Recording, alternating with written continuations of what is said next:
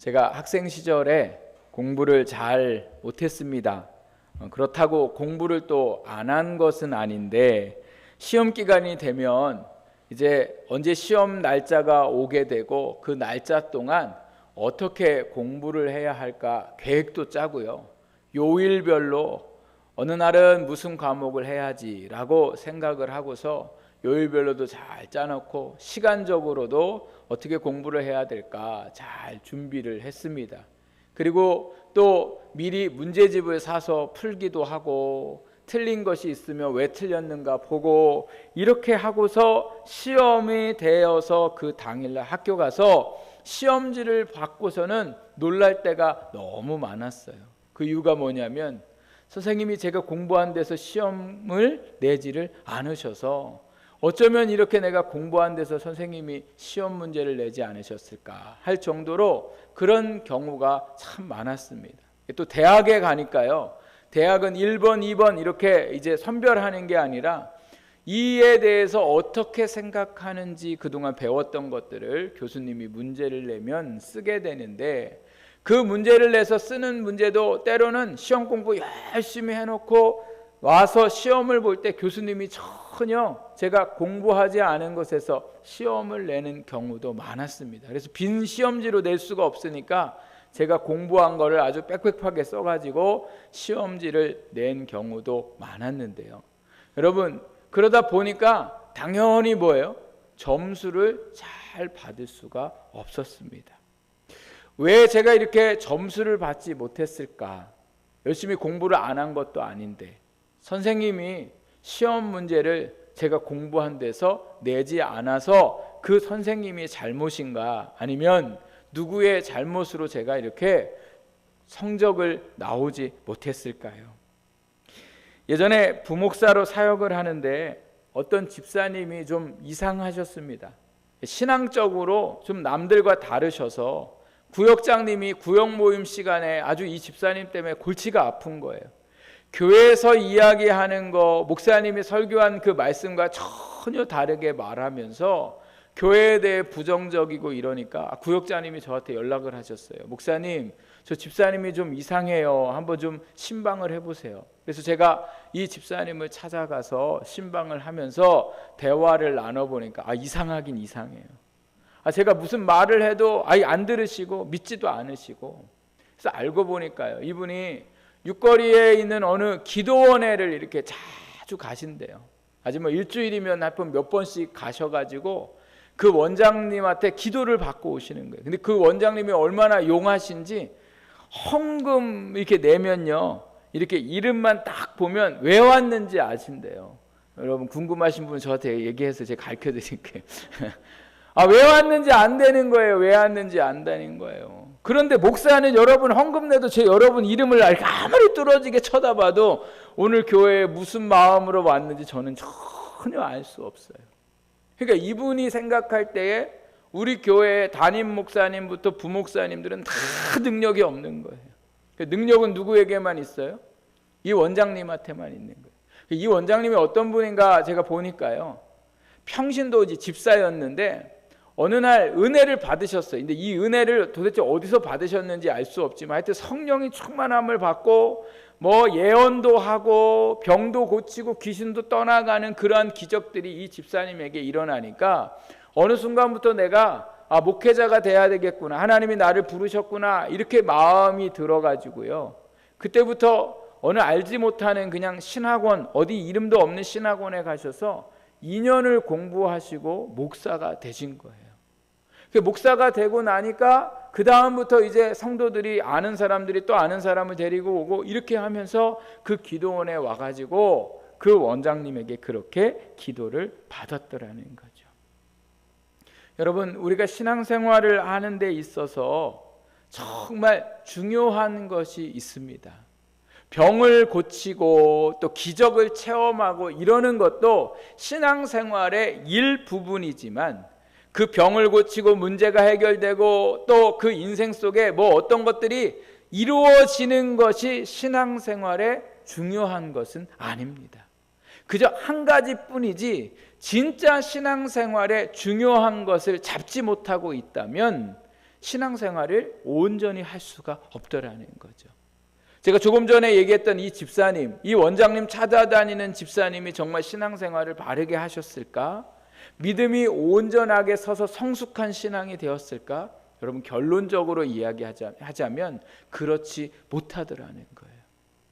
처음에는 이분들이 어떤 일들이 있었고 또 뭐 좋은 거 있었고 뭐 이렇게 했지만 계속 그 원장님을 찾아다녀도 여전히 인생의 문제는 뭐예요? 해결받지 못하고, 교회에도 온전히 다니지 못하고, 그렇다고 여기도 또 온전히 따라가지 못하고, 결국은 방황하는 신앙이 되었습니다.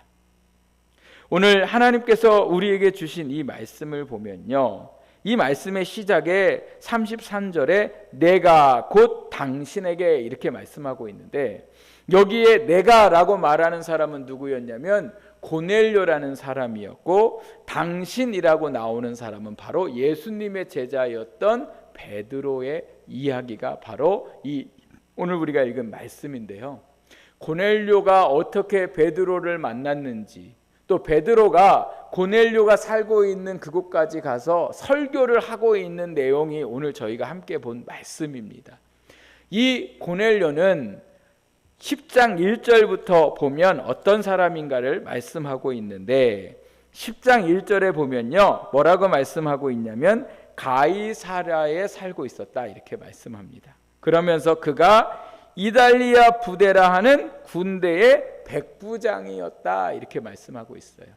로마의 백부장, 그래서 그 군대를 지휘하는 사람인데, 2절 말씀에 보면요, 놀랍게도 이 사람은 경건하여 온 지방과 더불어 하나님을 경외하며 백성을 많이 구제하고 하나님께 항상 뭐예요? 기도하는 사람이었다 이렇게 말씀하고 있어요. 이방인이었음에도 불구하고 어떻게 이 사람이 하나님을 만나게 됐고 하나님을 믿게 됐는지는 알 수 없지만, 로마의 군인이 놀랍게도 유대인들이 믿고 있는 하나님을 믿고 있었더라는 거죠. 근데 그냥 믿는 정도가 아니라 경건하게 살았고 항상 기도하는 사람이었습니다. 그래서 그가 기도하는 중에 하나님께서 이 고넬료에게 나타나셔서 뭐라고 말씀하시냐면, 저 요바에 있는 베드로를 청해서 너희 집으로 데리고 와라 이렇게 말씀을 하셨습니다.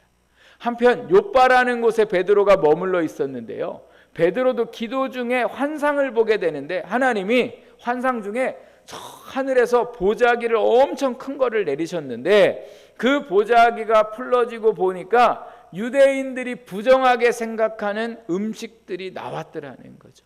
근데 하나님이 베드로에게 그것을 먹어라 이렇게 말씀하세요.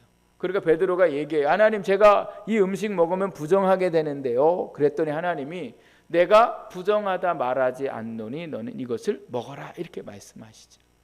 베드로가 이 환상을 이제 보고 난 후에 이게 도대체 무슨 의미일까 하는 생각을 하고 있을 때에 누가 찾아오냐면 가이사랴에서 고넬료가 보낸 사람들이 찾아오게 됩니다. 그래서 베드로가 이 일이 어찌된 일인가 있을 때에 성령님이 베드로에게 걱정하지 말고 이들을 따라가라 이렇게 말씀을 하시게 됩니다. 그래서 베드로가요, 고넬료가 보낸 사람들과 함께 요바에서 가이사랴라는 곳으로 하룻길을 걸어서 가게 됩니다. 그동안에 이 가이사랴에서 사람을 보내놓고 고넬료는 뭐 하고 있냐면요, 너무 이 하나님의 말씀을 들을 것에 대해서 막 기대가 너무도 컸어요. 왜냐하면 그동안 하나님의 말씀은 알고 있었고 들었지만 지금 이제 누구에 대해서 듣느냐면 예수님에 대해서 듣는 거예요. 아직 예수님이 누군지 잘 모르는 사람이 고넬료였어요. 하나님은 잘 섬기고 기도도 하고 이랬지만 예수님에 대해서 잘 몰랐던 이 고넬료에게 성령님이 예수님의 제자였던 베드로를 초청하라고 하셔서 고넬료는 너무너무 기대를 갖고 혼자 그 말씀을 들을 수 없어가지고 친척들과 그리고 가까운 친구들을 집안에다가 불러놓고 이 베드로를 기다리고 있었습니다. 그리고 이제 베드로가 도착을 했을 때에 이 고넬료가 얼마나 베드로에게 이 말씀을 듣는 것에 대해서 간절하고 사모함이 컸는지 이제 33절에 그 간절함이 어떠한가를 말씀하고 있는데 우리 같이 한번 읽어볼까요? 어떠했는가? 시작. 내가 곧 당신에게 사람을 보내었는데 오셨으니 잘하였나이다. 이제 우리는 주께서 당신에게 명하신 모든 것을 듣고자 하여 다 하나님 앞에 있나이다. 아멘. 여러분, 이 고넬료가 베드로에게 지금 무슨 말을 하고 있어요? 너무 잘 오셨습니다. 내 초청에 응해 주셔서 감사합니다. 이제 내가 당신이 하시는 모든 말씀을 내가 뭐예요? 듣겠다는 거예요. 그러면서 하는 말이 뭐냐? 베드로의 입을 통해서 말씀을 듣는 그 시간을 어디 앞에 있다고 생각한다고요? 하나님 앞에 있다고 생각한다는 거예요. 여러분, 오늘 우리가 하나님 앞에 예배하러 나올 때에 오늘 우리는 어디 앞에 있는 거예요? 하나님 앞에 있는 거예요. 또 제가 지금 사람이 여러분에게 하나님의 말씀을 전하고 있는 저의 이 설교가 오늘도 사람의 말을 듣는 게 아니라 누구 앞에 말씀을 듣고 있는 거예요? 하나님의 말씀을 하나님 앞에서 우리가 듣고 있는 마음으로 우리가 하나님의 말씀을 들어야 되는 거죠. 그래서 고넬료는 베드로를 통해서 하나님이 자기에게 들려주시는 말씀에 엄청난 기대를 하고 있더라는 거죠. 베드로가요, 보통 사람 아니잖아요. 예수님의 제자 중에서 특별한 제자가 누구였냐면 베드로였어요. 예수님을 처음 만났을 때 베드로는요, 인생에 한 번도 경험해 보지 못한 만선의 축복을 받았어요. 물고기 잡는 어부가 그물을 던졌는데 얼마나 많이 잡았는지 자기 배에도 가득하고 주변에 다른 배들도 가득할 수 있도록 그렇게 많은 물고기를 태어나서 처음 잡아보고 자기가 평생 어부의 일들을 하면서 이렇게 그물 한 번 던져서 고기를 많이 잡아본 역사를 들어보지 못할 정도로 처음 그렇게 예수님을 만나서 기적을 경험하게 됩니다. 또 예수님이 다른 제자들은 안 데리고 가시는 곳을 베드로는 잘 데리고 가셨어요. 어느 산 앞에서 제자들에게는 산에 밑에 있으라고 하고 베드로를 데리고 산 꼭대기에 올라가셔서 보니까 어떤 일들이 일어납니까? 예수님이 모세와 엘리야를 만나서 대화하는 것을 베드로가 그 하나님의 은혜 중에 경험하는 놀라운 것도 보는 일들이 일어나게 되었고, 또 심지어 예수님께서 제자들에게 배를 타고 바다로 나아가라고 하신 후에 막 풍랑이 일어서 제자들이 두려움에 떨고 있을 때 예수님이 바다 위를 걸어오시는데 제자들은 바다 위를 걸어오시는 예수님을 유령이라 생각하고 너무너무 두려워했는데 베드로는요, 그 예수님을 보고서 예수님인 줄 알고 예수님에게 뭐라고 이야기합니까? 저도 예수님처럼 바다 위를 좀 걷게 해 주십시오. 이렇게 이야기해서요, 예수님이 바다 위를 걷도록 베드로에게 그런 은혜를 주셨어요.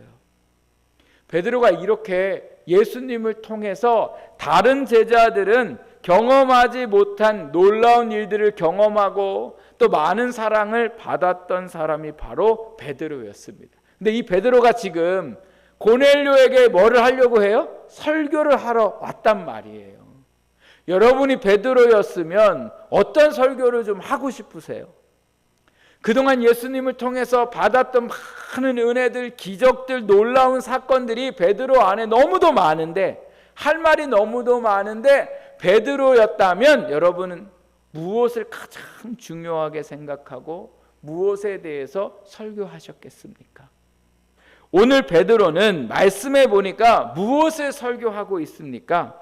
예수님에 관하여 설교를 하고 있는데 그 설교의 내용이 너무도 간단 명료했는데 그 설교의 가장 중요한 핵심이 뭐였냐면 바로 뭐예요? 예수님의 십자가의 죽음과 부활이었습니다. 많은 얘기하지 않았습니다. 예수님이 행하셨던 그 많은 일들을 얘기하고 기적에 대해서 이야기하지 않고 문제가 해결되어야 된 것에 대해서 말하지 않고 뭐에 대해서 이야기했다고요? 예수님이 십자가에 죽으시고 부활하신 사건을 말을 했더라는 거죠. 설교를 했다라는 거죠. 그 이유가 뭐냐? 42절 말씀에 보니까 베드로가 뭐라고 고백하고 있냐면 예수님께서 이것을 증언하라고 하셨기 때문에 그런 거죠. 이 말씀이 뭡니까? 예수님도 제자들에게 마지막으로 부활하시고 나서 저 하늘나라에 올라가시면서 너희가 이 세상의 사람들에게 전해야 할 나에 관련된 말은 기적을 행하고 이적을 행하고 문제를 해결하고 했던 그 일들이 아니라 바로 뭐라는 거예요? 내가 십자가에 죽고 부활한 사건에 대해서 말하도록 예수님이 제자들에게 명령을 하셨더라는 거죠. 왜 예수님이 놀라운 기적도 일으키시고 놀라운 문제들도 해결하셨음에도 불구하고 왜 굳이 그 많은 사건들 중에 십자가에서 죽으시고 부활하신 것을 말하라 하셨을까? 그 이유는 예수님이 이 땅에 오신 목적이 바로 뭐였기 때문에 그렇습니까? 십자가에 죽으시고 부활하기 위해서 이 땅에 오셨기 때문에 그렇습니다. 베드로도요, 예수님이 돌아가시고 부활하시고 성령의 체험을 하기 전에는 예수님이 이 땅에 오신 목적을 오해했습니다. 어떻게 오해했습니까? 예수님이 가진 능력과 권능으로 이 땅에 로마 사람들을 다 몰아내고 새로운 나라를 세우고 왕이 되시는 것이 예수님이 오신 목적인 줄 알았어요. 그리고 자기들이 예수님 잘 따라다녔다가 예수님이 왕으로 등극하는 날 내가 예수님 통해서 높은 자리에 오르기를 소망했던 사람들이 바로 예수님의 제자였고 예수님을 따르는 사람들이었습니다. 그래서 예수님이 오신 줄 알았어요. 그랬는데 베드로가 예수님이 십자가에 죽으시고 부활하시고 승천하신 후에 성령 역사를 체험하는 순간 예수님이 이 땅에 오신 목적이 무엇인가를 비로소 깨닫게 되었더라는 거죠. 그게 바로 무엇입니까? 예수님의 십자가의 죽음과 부활이었더라는 거죠. 예수님에게 있어서 가장 중요한 건 그건 기적이 아닙니다. 그것은 어떠한 역사들을 이루신 것이 아니라 바로 뭐예요? 죽음에서 부활하신 사건. 그것이 바로 예수님에게 가장 중요하고 제자들도 세상에 전해야 할 복음의 내용이었습니다. 예수님도 죽은 자를 살리셨고 문제들을 해결하셨고 또 많은 사람들을 만나서 그 사람들을 위로하시고 용기를 주시고 포기한 인생들에게 새 삶을 주셨던 분이 바로 예수님이셨습니다. 그러나 그것이 중요한 게 아니라 예수님에게 있어서 제일 중요한 것은 십자가에서 우리의 죄를 위해 죽으시고 우리를 위해 뭐예요? 부활하시는 것이 가장 중요하더라는 거죠. 왜 십자가의 죽음과 부활을 제일 중요하게 여기셨을까? 왜 베드로도 이 십자가의 죽음과 부활을 그 짧은 시간에 강조했을까? 그 이유는 43절에 나와 있는데요. 우리 같이 한번 43절 말씀을 읽어보겠습니다. 시작. 그에 대하여 증언하되 그를 믿는 사람들이 다 그의 이름을 힘입어 죄 사함을 받는다 하였느니라. 아멘.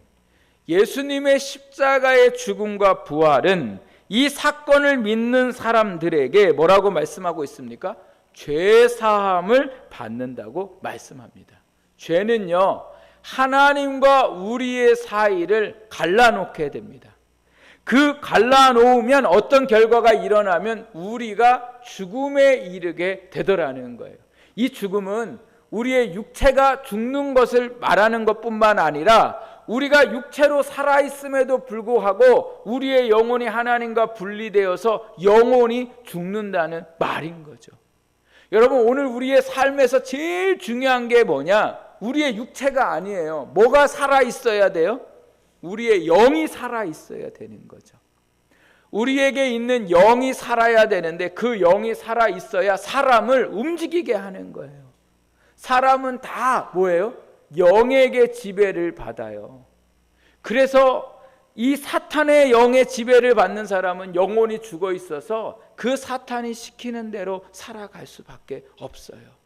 그래서 육체의 즐거움을 위해, 육체의 만족을 위해 사탄이 계속해서 그렇게 살아가도록 우리를 유혹하고 우리의 정신이 그 안에 다 빼앗겨서 결국은 죽는 삶을 살 수밖에 없습니다.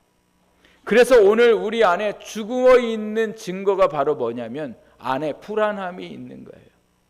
걱정과 염려가 있는 것이 바로 뭐예요? 영적으로 살아있지 못하다는 증거라는 거죠. 그래서 예수님께서 오늘 우리를 위해서 이 죄의 사함을 얻게 하시려고 십자가에 죽으셨습니다. 사람들이 얘기해, 아니 왜 예수님이 왜 죽냐? 예수님이 사람의 죄를 해결할 수 있는 방법은 사람이 할 수가 없기 때문에 그래요. 사람은 모두가 뭐예요? 죄인이기 때문에 그 죄인이 죄인의 문제를 해결할 수 없어서 죄가 없으신 예수님께서 이 땅에 오셔서 우리가 죽어야 하는데 예수님이 대신 십자가에 죽으시고 그 예수님이 내 죄를 위해 죽으셨음을 믿는 자들마다 그 죄를 뭐예요? 용서해 주셨습니다. 그리고 그 죄를 용서함 받고는 예수님께서 죽으시고 다음에 하신 게 뭐예요? 부활하시잖아요. 부활하신 게 뭐예요? 죽음을 이기시고 사신 거잖아요. 그 부활하신 주님께서 어떻게 해요? 살아서 우리와 함께 하시더라는 거예요. 예수님의 제자들이 예수님이 죽었을 때에 어떤 모습을 보였냐면 두려워했어요. 예수님이 붙잡히시기 전에 제자들은 두려운 게 없었어요. 사람들도 안 두려워했어요. 왜요? 자기 옆에 누가 있으니까요?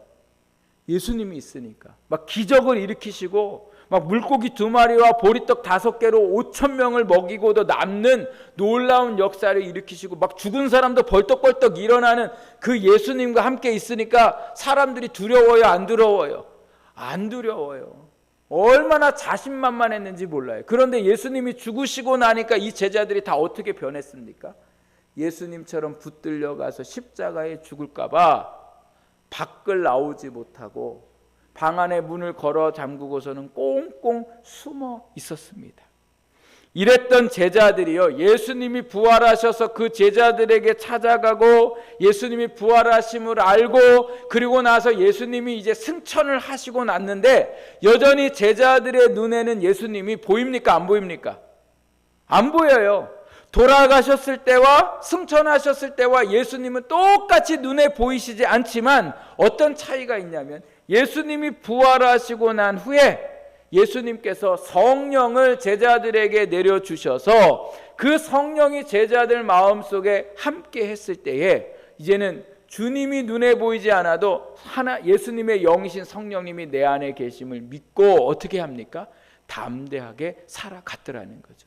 그래서 두려움에 사로잡혔던 이 제자들이 예수님의 이 부활의 사건을 믿고 그 부활하신 주님이 나와 함께 하심을 믿으니까요, 더 이상 사람들을 두려워하지 않고 세상에 나가 복음을 전하는 삶을 살게 되었더라는 거죠. 그리고 여러 위협들을 받지만 그 위협에 뭐예요? 절대 굴하지 않고 담대한 사람들로 변화되어서 살아갔습니다. 우리가 교회를 옵니다. 그리고 우리가 예수님을 믿는다고 말합니다. 생각해 보면 교회를 오시는 이유, 예수님을 믿는 이유가 다 다른 것을 보게 됩니다. 어떤 분들은 내 인생의 문제가 심각해서 이 문제를 좀 해결해 볼까 오기도 하고, 어떤 분들은 살아가면서 좀 마음이 너무 답답하고 복잡하니까 좀 교회에 오면 마음이 좀 편해질까 해서 오는 분들도 있고, 제가 어떤 그 부모님을 만났는데 아이만 교회에 보내세요. 그래서 제가 그 부모님에게 물어봤어요. 아니 왜 아이만 보내시고 어머니는 교회 안 오세요? 이렇게 말씀드렸더니 저도 이제 앞으로 갈 건데 저는 좀 이따 갈게요. 그래서 그 아이만 먼저 보내시는데 왜 보내셨어요? 이랬더니 교회를 가면 그래도 애가 잘 자랄 것 같으니까. 교회에서 나쁜 거 가르치겠어요? 그렇죠. 교회에서 뭐 나쁜 거 가르치겠어요? 좋은 거 가르치고 좋은 얘기 들으면 애가 좋아지겠죠. 여러분, 물론 교회에 오면 애도 좋아질 수도 있고 우리의 마음도 편해질 수도 있고 인생의 문제가 해결될 수도 있고 가난의 문제가 해결될 수도 있지만 오늘 우리가 진짜 교회에 와서 예수님을 믿어야 하는 이유는 이러한 문제 때문이 아니라 뭐 때문에 그럴까요?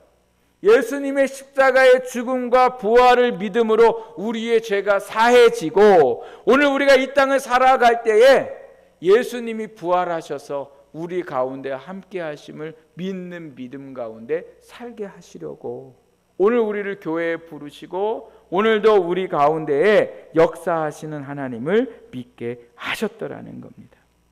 사랑하는 여러분, 오늘도 예수님이 우리의 죄를 사해 주셨어요. 사람이 살아가면서 사람을 제일 괴롭게 하는 게 바로 뭐냐면 이 죄의식이에요. 죄의식. 과거의 죄도 막 떠올라갖고 죄의식이 느껴지게 만드는 일들이 얼마나 우리 가운데 많은지 모릅니다. 그래서 우리가 늘 이 죄 가운데 살아가기 때문에 마음이 편치 않고 있는 거고, 마음이 편치 않다는 증거는 우리의 영혼에 지금 뭐예요? 심각한 문제가 있더라는 겁니다. 또 한 가지, 오늘도 우리가 정말 예수님의 부활하심을 오늘 우리가 믿고 있다면 오늘 우리 안에 뭐가 없어야 돼요? 걱정과 염려가 없어야죠. 문제가 있어도 걱정과 염려가 없어야죠. 제가 조금 전에 말씀드렸잖아요. 예수님이 막 능력과 기적을 행하실 때 제자들이 두려워했더라, 안 두려워했더라? 안 두려워했어요. 먹을 것이 없어도 걱정할 거 없어요. 왜요? 예수님이 막 오병이어 기적을 일으키시니까. 사람들이 공격을 해도 두려워하지 않았어요.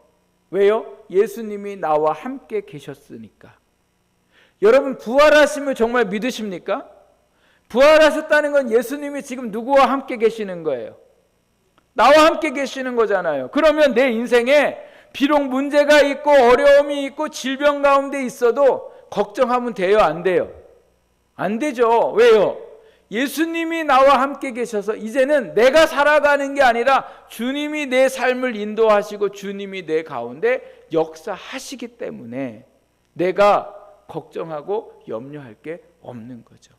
그러면 내가 예수님을 믿고 이렇게 교회를 다님에도 불구하고 늘 마음이 불안하고 염려하고 걱정하는 이유는 뭘까? 우리 안에 예수님의 부활을 진짜 믿지 않고 있다는 거예요. 아는 게 중요한 게 아니라 여러분, 오늘 우리가 그것을 믿는 것이 중요합니다. 믿는다는 게 뭐예요? 내가 그 사실을 믿기로 작정하고 예수님이 나를 위해 십자가에 죽으셨다가 부활하셨다는 그 사실을 확신할 때에 성령님이 그 가운데 믿음을 주셔서 믿어지게 하는 역사가 일어나게 되더라는 거예요. 그래서 오늘도 우리가 하나님 앞에서 살아갈 때에 가장 중요한 건 그분은 지금도 살아계셔서 누구와 함께 하시다고요? 누구하고 함께 하신다고요? 예, 나와 함께 하십니다. 내가 느끼지 못해도 그분은 나와 함께 하시고 그분이 내 삶을 인도하고 계시더라는 거예요. 그래서 그 부활하신 주님과 함께 살아가는 것이 오늘도 우리에게 능력이요, 소망이요, 힘이 되는 줄 믿습니다. 그 부활하심이 믿어질 때에 그 놀라운 삶의 변화가 일어나게 되더라는 거죠. 여러분, 누구나 다 사람은 인생의 무게를 지고 살아가요. 예수님을 믿는 사람도 무게를 지고 살아가고 예수님을 믿지 않는 사람도 무게를 지고 살아가요. 그런데 예수님을 믿지 않는 사람은 이 무게 때문에 지쳐하고 힘들어하고 괴로워해요. 그래서 어떻게 해야 할지를 몰라서 이 무게를 내려놓지 못하니까 다른 것을 하면 이 무게가 좀 가벼워질 거라 생각을 하죠. 내가 좀 남들보다 더 잘 살면, 내가 좀 남들보다 더 좋은 것 타고 다니고 더 좋은 집에서 살고 더 좋은 것 걸치면 이 무게가 놓여지고 행복할 거라고 착각하지만 이게 놓여질까요? 안 놓여질까요? 죽을 때까지 안 놓여져요. 또 죽고 나면 더 심각한 무게가 그를 짓누르게 돼요. 영원한 지옥의 형벌이. 그러면 예수 믿는 사람은 이 무게를, 이 짐이 버려질까 안 버려질까? 안 버려져요. 똑같이 무거운 짐을 살고 살아요. 그런데 뭐가 다를까요? 이제는 이 짐을 내가 짓는 게 아니라, 지고 살아가는 게 아니라 누가 지고 살아가시는 거예요? 예수님이 지고 살아가는 거예요. 그러니 이 무게가 가벼울까요? 안 가벼울까요? 가벼워요. 이 가벼워지는 경험이 저와 여러분에게 있기를 주님의 이름으로 축복합니다. 어떻게 하면 가벼워질까? 제가 설교를 준비하면서 오늘 글을 읽었는데요. 어느 건물 입구에서 꽃을 파는 할머니가 있었습니다. 꽃을 떼다가 파니까 많이 팔 수도 없고 많이 떼올 수도 없어서 늘 어려운 가운데 살아갔는데, 할머니 얼굴에 주름이 얼마나 많은지, 또 옷은 얼마나 허름한지 누가 봐도 참 어렵게 사는 할머니 같았는데, 얼굴만 보면 어려우신 할머니가 아닌 것 같아요. 주름이 많고 옷은 허름했어도 그 얼굴에 늘 밝은 미소를 품고 있어서 그 할머니를 보는 사람마다 너무너무 기분이 좋아진 거예요. 어느 날 그 건물주가 이 할머니가 늘 밝은 모습으로 계시니까 그 할머니한테 물어봐요. 할머니는 아무 걱정이 없으신 것 같아요. 저는 늘 걱정이 많아서 어떻게 해야 될지 골치가 아픈데 어떻게 할머니는 한 번도 얼굴을 찡그리시지도 않고 그렇게 밝게 웃으실 수가 있으세요? 그랬더니 이 할머니가 그 건물주에게 뭐라고 얘기하냐면, 제 걱정을 트럭에다 실으면 지금도 한 100대는 실을 겁니다. 이렇게 얘기를 하는 거예요. 그러니까 이 할머니도 걱정과 염려가 있다는 거예요, 없다는 거예요? 있다는 거예요. 그러니까 그 건물주가, 아니 그렇게 걱정이 많은데 어떻게 이렇게 밝은 얼굴을 할 수가 있습니까? 뭐 특별한 비법이라도 있습니까? 라고 이 할머니한테 여쭤보았더니 이 할머니께서 하시는 말씀이, 내가 이런 밝은 표정을 짓고 살아갈 수 있는 비법은 고통이 닥치면 예수님이 십자가와 부활을 생각합니다. 이렇게 이야기를 하더라는 거예요. 여러분 한번 따라해 보세요. 고통이 닥치면 예수님의 십자가와 부활을 생각합니다. 그러면서 이 할머니가 하시는 말씀이, 예수님께서 무덤에 머물러 계셨던 사흘을 생각하면서 기다리면 사흘 뒤에는 어김없이 새로운 해가 뜬답니다. 이렇게 이 건물주에게 얘기를 하신 거예요. 여러분, 이 할머니도 아침에 일어나면 걱정 근심이 많고 생각지 못할 인생의 어려움들이 너무 많았는데, 그때마다 뭐를 생각해요?